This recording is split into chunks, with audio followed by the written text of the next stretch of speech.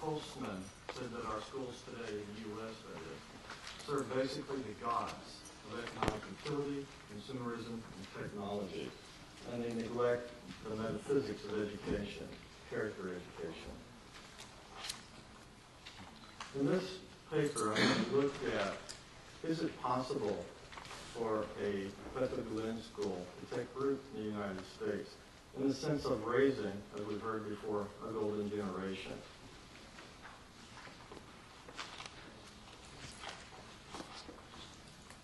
I know for myself, when I used to think about the end of education, I was probably like the overwhelming majority of Americans in that it was to get a better job, a better career, and more money. It was very materialistic.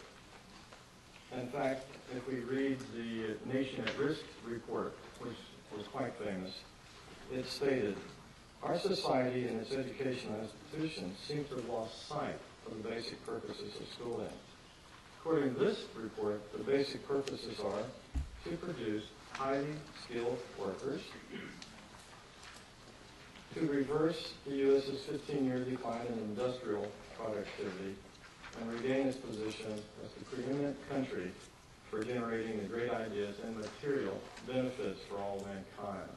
This is the general attitude in the U.S. And with Postman, should that be the end of education? I'm pretty certain that Fethullah Gülen would say no.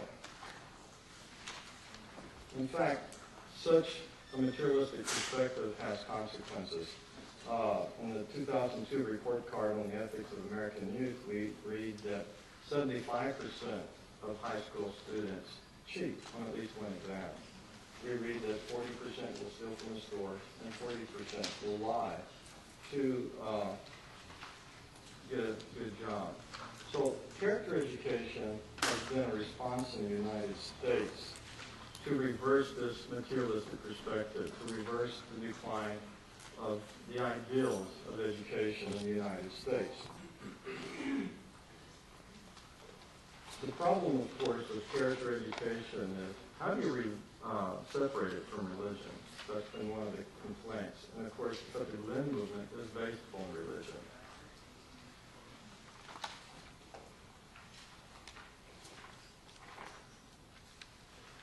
In the United States, when we look at character education, we see different types.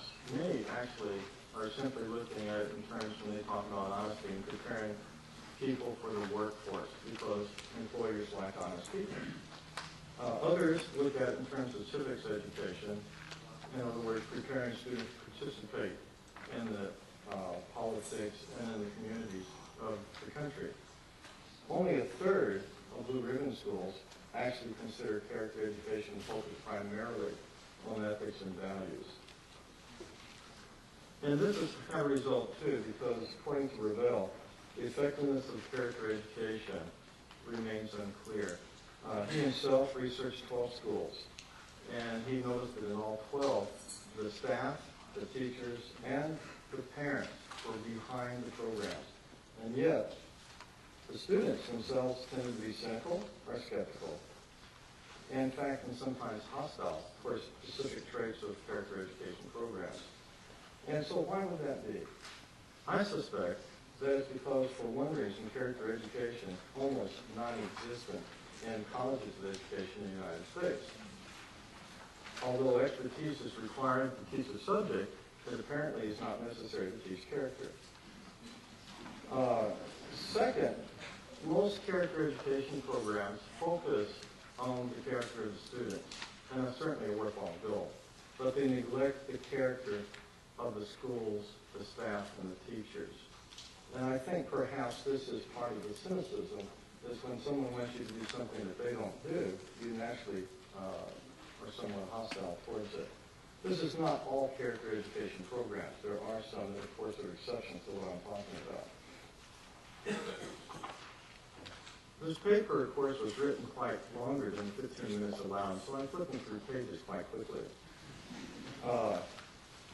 What character education does have one strength I would like to mention is it does put forward a rationale for explicit guidance in character education. In fact, there are some findings in the research that students can develop their ability to think moral reasoning. Others have found that literature-based programs can promote reasoning and moral dilemmas.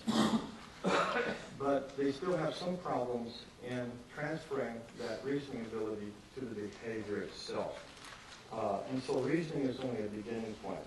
It has to be accompanied by love, which is one of the main tenets that Fethullah Gülen himself teaches. And so we do see parallels between Fethullah Gülen and the character education movement. And he points out that until the material and spiritual realms are reconciled in the upbringing of the younger generation, only then will we have harmony and understanding. And he says that reconciliation requires knowledge and love. Love is a person's most essential element, according to Fethullah Gülen. So his goal, as we've already heard, is to raise a golden generation. Again, is it possible in the United States to raise such people when there are so many competing examples? We read in the media every day about political or corporate scandals, and we're beginning to read more about educational scandals because of the No Child Left Behind Act that has raised high-stakes testing and put considerable amount of stress on schools to come through or be labeled underperforming.